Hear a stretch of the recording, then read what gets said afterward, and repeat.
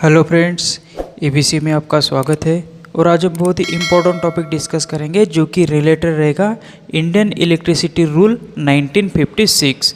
तो ये हमारा पार्ट 7 है। इसके पहले हमने कुछ पार्ट देखे थे, उसमें जैसे इंडियन इलेक्ट्रिसिटी रूल के टोटल 11 चैप्टर है, तो उसमें से हमारा चैप्टर नंबर 6 चालू है। तो इसके पहले हमने कुछ चैप्टर देखे थे, उसमें जो कि इम्पोर्टेंट रूल थे वो भी हमने वहाँ पे डिस्कस किए थे। तो अब हम चैप्टर नंबर 6 को स्टार्ट करते हैं। ये हमारा रूल रिलेटेड रहेगा electric supply line for low voltage and medium voltage. और इसमें जो रूल रहेंगे वो जो रूल होंगे रूल नंबर 60 से लेके 63 तक इसमें रूल रहेंगे चैप्टर नंबर 6 में। तो रूल नंबर 60 हम देखते हैं कि इसमें ये क्या कह रहा है।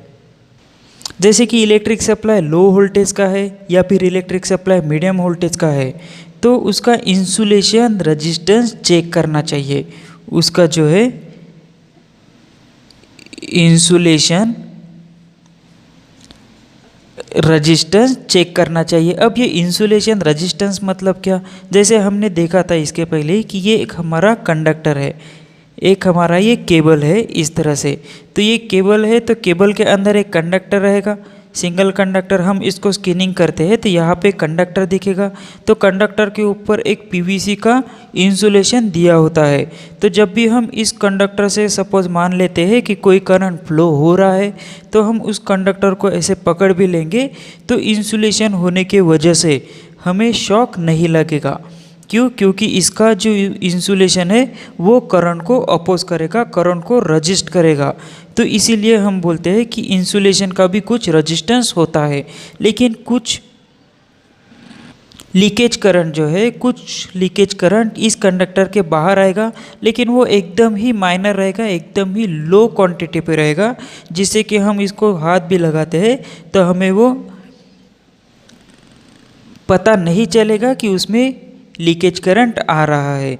तो इस रूल में यही बताया गया है कि जो भी लो वोल्टेज या मीडियम वोल्टेज है तो वहाँ का इंसुलेशन रेजिस्टेंस चेक करना चाहिए।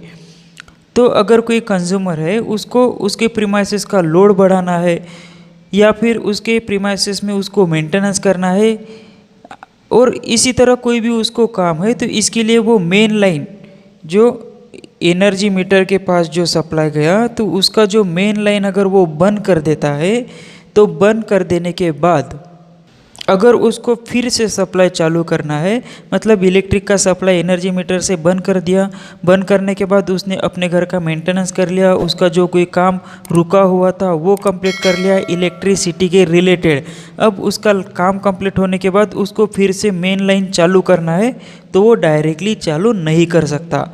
तो इसके लिए जैसे हमने देखा था कि रूल नंबर 48 में हमने देखा था कि जो भी कंज्यूमर है उस कंज्यूमर को न्यू कनेक्शन लेना है, तो न्यू कनेक्शन लेते समय उसके घर की जो वायरिंग है, उस घर की वायरिंग का जो इंसुलेशन रेजिस्टेंस है, उसके घर के वायरिंग का जो इंसुलेशन रेजिस्टेंस है जो हमने यहाँ पे देखा था, तो उसके घर के वायरिंग का इंसुलेशन रेजिस्टेंस फुल लोड पे, फुल करंट पे उसका इंसुलेशन रेजिस्टेंस होना चाहिए 1/5000।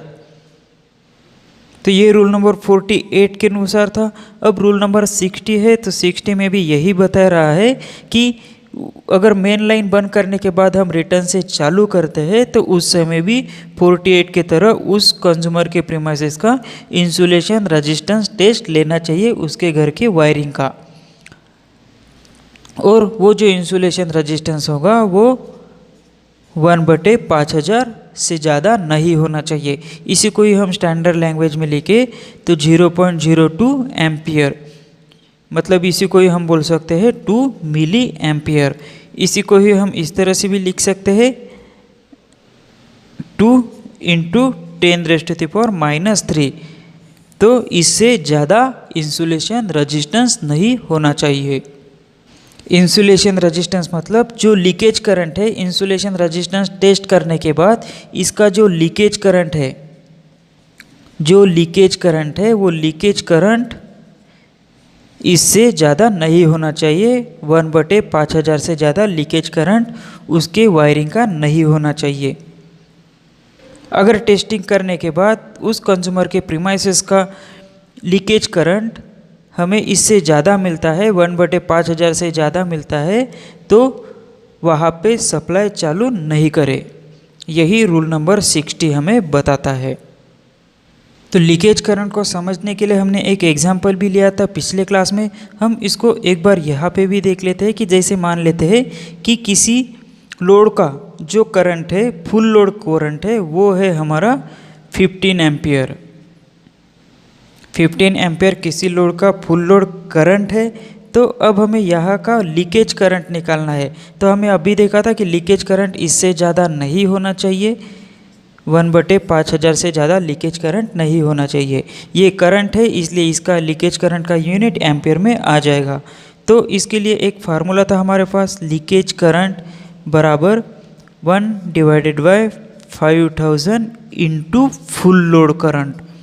तो इसको हम अगर इस तरह से लिख ले अभी, 1/5000 इंटू फुल लोड करंट हमारा कितना था, 15 एम्पियर। तो हमने 15 यहाँ पे लिख लिया। अब इसको अगर हम सॉल्व करते हैं तो ये आ जाएगा 15/5000 इक्वल टू ये आ जाएगा 0.003। इसी को ही हम इस तरह से भी लिख सकते हैं, ये आ जाएगा मिली एम्पियर, 0.003। तो इतना लीकेज करंट हो सकता है, लेकिन इससे ज़्यादा अगर लीकेज करंट है उस प्रीमाइसेस का, किसी इक्विपमेंट्स का, किसी वायरिंग का, तो हम उसको इलेक्ट्रिक सप्लाई ना दे। यही रूल नंबर 60 में हमें बताया गया है। नेक्स्ट रूल देखते हैं, रूल नंबर 61। रूल नंबर 61 जो है, इसमें बताया गया है कि कनेक्शन विथ अर्थ, मतलब जो भी वोल्टेज होगा, जो भी लाइन होगी, तो उसमें हमें अर्थ का कनेक्शन कंपलसरी करना है। लेकिन 125 वोल्ट से ज़्यादा, 125 वोल्ट से ज़्यादा अगर हमारा सप्लाई है तो वहाँ पे अर्थिंग करना कंपलसरी होता है। जैसे हमें पता है कि 3 फेज़ का सप्लाई जब होता है तो 3 फेज़ के लिए हम इसको किस तरह से बोलते हैं कि 3 फेज़ 4 वायर। अब इसको इस तरह से क्यों बोलते हैं, क्योंकि इसमें 3 फेज़ होते हैं, RYB 3 फेज़ होते हैं, और चौथा वायर कौन सा आएगा, तो इसमें आता है एक न्यूट्रल।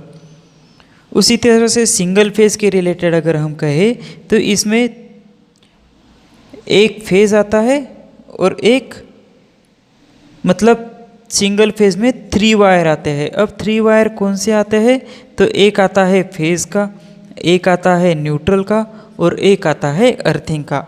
उसी तरह से 2 फेज़ के बारे में अगर हम कहें तो इसमें 2 फेज़ होते हैं, और उसी के साथ साथ एक फेज़ न्यूट्रल, और इसमें भी हम अर्थिंग देते हैं। तो हमें यही कहना है कि जब भी वोल्टेज हमारा 125 वोल्ट से ज़्यादा है, जैसे 3 फेज़ का है तो 3 फेज़ के लिए वोल्टेज हमारा 440 वोल्ट के लिए रहेगा, सिंगल फेज़ का है तो 230 वोल्ट रहेगा। तो मतलब जिस टाइप भी वोल्टेज होगी, 125 के ऊपर अगर वोल्टेज है तो वहाँ पे हमें अर्थ का कनेक्शन करना होता है। यही इस रूल में बताया गया है। उसी तरह से हमें पता है कि अंडरग्राउंड कनेक्शन जब हम करते हैं तो वहाँ पे जो केबल यूज़ करते हैं तो उस केबल में आर्मोरिंग जो होता है उसको हम अर्थ कनेक्ट करते हैं। तो अंडरग्राउंड केबल तो आप सभी ने देखा होगा, उसमें जो आर्मरिंग होता है वो भी देखा होगा। तो इसको हम शॉर्टली एक छोटी सी डायग्राम निकाल लेते हैं और आपको आर्मरिंग पे कनेक्शन कैसे करते हैं वो भी बता देते हैं। तो ये हमारा अंडरग्राउंड केबल की एक डायग्राम है। तो इसमें जैसे ये बताया गया है कि ये कंडक्टर है, उसी तरह से इस कंडक्टर के ऊपर एक पेपर इंसुलेशन दिया हुआ है, उसके ऊपर एक और लेयर है जिसको कि हम लेड शीट बोलते हैं। उसके बाद में एक और लेयर दिया है, उसको हम बेडिंग बोलते हैं, और बेडिंग के बाद जो लेयर होता है उसको हम आर्मोरिंग कहते हैं। आर्मोरिंग जो है ये मैकेनिकल इंजर से प्रोटेक्ट करता है, मतलब हम किसी कंडक्टर को बेंड करें तो रफली यूज़ करें तो उस कंडक्टर को, इस कंडक्टर को कोई भी इंजर ना हो केबल अंदर से ना टूटे, इसलिए हम एक इसको मैकेनिकल प्रोटेक्शन देते हैं, उसको ही आर्मिंग बोलते हैं। तो यही से हम एक अर्थिंग कनेक्शन बाहर निकालेंगे और इसी से हम इसको अर्थिंग दे देंगे। तो जो भी अंडरग्राउंड केबल है, जो भी अंडरग्राउंड केबल होते हैं, तो अंडरग्राउंड केबल के आर्मरिंग को हम अर्थिंग करते हैं। तो कभी कभी क्वेश्चन में इसका सीक्वेंस भी पूछ लिया करता है, तो ये भी आपको याद रखना है। जैसे हमने यहाँ पे दिखाया ये सी, उसके बाद में सी मतलब कंडक्टर, एम मतलब मेटेलिक लीड शीथ, उसके बाद में बेडिंग, उसके बाद में आर्मरिंग, उसके बाद में सर्विंग। इस तरह से हम इसको यहाँ पे इस तरह से भी लिख सकते हैं, CMBAS।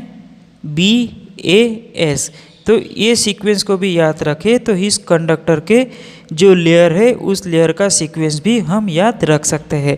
Conductor, metallic sheath, bedding, armouring, serving. ठीक है, तो जो हम अंडरग्राउंड केबल को अर्थिंग करते हैं वो करते हैं आर्मरिंग के ऊपर। अब उसी तरह से डीसी का अगर सप्लाई हो, तो डीसी में 3 वायर सिस्टम अगर है, डीसी का सप्लाई है और उसमें 3 वायर सिस्टम है, तो वहाँ पे उस सिस्टम में हमें जो मिडल कंडक्टर होता है, जैसे हम मान लेते हैं कि एक कंडक्टर पॉजिटिव, मतलब इस तरह से मान लेते हैं कि एक कंडक्टर ये है, एक कंडक्टर ये है, एक कंडक्टर ये है, इस तरह से 3 वायर है, तो ये बीच का जो कंडक्टर होगा उसको हम अर्थ मानते हैं। या फिर जनरेटिंग स्टेशन में ये मिडल वायर अर्थ होना चाहिए। तो इसको समझने के लिए हम एक छोटी सी वायरिंग, छोटी सी एक डायग्राम देखते हैं ताकि हम इजीली इसको समझ सके। जैसे कि डीसी जनरेटर है, तो डीसी जनरेटर में हम ये जनरेटर 1 मान लेंगे, उसी तरह से ये जनरेटर 2 मान लेंगे। इसको हम कनेक्शन दे देंगे यहाँ से, इसको कनेक्शन दे देंगे यहाँ से। तो यहाँ पे हमने जनरेटर निकाल लिया, ये जनरेटर 1, ये जनरेटर 2, ये जो लगाई ये डीसी जनरेटर के ब्रशेस है। अब इसको हम जब कनेक्ट करेंगे, जैसे हम मान लेते कि इसकी पोलैरिटी पॉजिटिव है, ये निगेटिव है, ये पॉजिटिव है, ये निगेटिव है, इनको हम सीरीज़ में इस तरह से कनेक्ट कर देंगे। यहाँ पे इस तरह से कनेक्ट कर देने के बाद हमें जो है यहाँ पे मिल जाएगा पॉजिटिव और यहाँ पे मिल जाएगा निगेटिव। तो अब हम क्या करेंगे, यहाँ पे जो मिडल पॉइंट है जहाँ पे भी टच हुआ, तो यहाँ से एक वायर निकालेंगे और उसको कर देंगे हम अर्थ, और यही आगे जाके हमें मिल जाएगा न्यूट्रल। तो यहाँ पे हम अर्थ करेंगे, तो इसी कंडक्टर को हम अर्थ कहते हैं, और इसको आगे लेके आएंगे तो इसको हम कहते हैं न्यूट्रल। मतलब एक तरीके का हमारा अर्थ ही हो गया। अब हम सपोज मान लेते हैं कि इन दोनों के बीच का जो वोल्टेज है वो 200 वोल्ट हमें मिल रहा है। इन दोनों के बीच का वोल्टेज 200 वोल्ट मिल रहा है। तो अगर हम यहाँ से वोल्टेज ले तो इनकी एडिशन हो जाएगी, तो ये हमें 400 वोल्ट मिल जाएगा। तो कहने का मतलब ये कि जब भी 3 फेज डीसी सप्लाई हो, तो डीसी सप्लाई में 3 वायर सिस्टम है इस तरह से 1 2 3। तो इसका जो मिडल वायर है उस वायर को, ये मिडल वायर को हम हमेशा अर्थ कंसिडर कहते हैं या अर्थ कहते हैं। उसी तरह से नेक्स्ट देखते हैं कि जो भी एसी सिस्टम होता है, एसी सप्लाई सिस्टम होता है, एसी सप्लाई सिस्टम जो होता है, तो उस सिस्टम में अर्थ वायर होना कंपलसरी होता है, उसमें अर्थ वायर होना कंपलसरी होता है। उसी तरह से हम जब भी कनेक्शन करते हैं, तो कनेक्शन करते समय हमारे पास इस तरह से एक सॉकेट होता है, 1 2 3। तो ये जो पॉइंट होता है ये अर्थ का होता है। ये फेज़ और न्यूट्रल के कनेक्शन होते हैं, जैसे यहाँ पे फेज़ रहता है, यहाँ पे न्यूट्रल रहता है। तो जब भी हम इसका 3 पिन लेंगे, इस तरह से इसकी 3 पिन होंगी, तो इस 3 पिन में यहाँ पे एक टर्मिनल रहेगा, यहाँ पे एक टर्मिनल रहेगा, यहाँ पे एक टर्मिनल रहेगा। तो ये भी जब यहाँ से 3 वायर जाते हैं इस तरह से, तो एक वायर जो अर्थ का कनेक्ट रहेगा, ये अर्थ वायर यहाँ पे कनेक्ट होगा। तो जो भी रूल नंबर 61 हमें कहता है कि कनेक्शन विथ अर्थ, तो अर्थ पिन के साथ कनेक्शन होना चाहिए। डीसी का 3 वायर सिस्टम होगा तो मिडल वायर अर्थ होना चाहिए। उसी तरह से 125 वोल्ट के ऊपर जो भी सप्लाई होगा तो वो अर्थ होना चाहिए। तो इस रूल में अर्थ को बहुत ही इम्पोर्टेंट दिया है, क्योंकि अर्थ ये एक तरह से हमारे सेफ्टी के लिए होता है, और उसी के साथ साथ अर्थ से जो भी लीकेज करंट है तो वो ग्राउंड में डिस्चार्ज हो जाते हैं, इसीलिए अर्थ करना कंपलसरी होता है। यही इस रूल में बताया गया है। सो फ्रेंड्स, ये हमारा पार्ट नंबर 7 था। तो आज के क्लास में इतना ही। नेक्स्ट पार्ट नंबर 8 में हम नया चैप्टर देखेंगे जो कि रिलेटेड रहेगा इंडियन इलेक्ट्रिसिटी रूल 1956। सो आज के लिए इतना ही। Thank you for watching this. See you next time.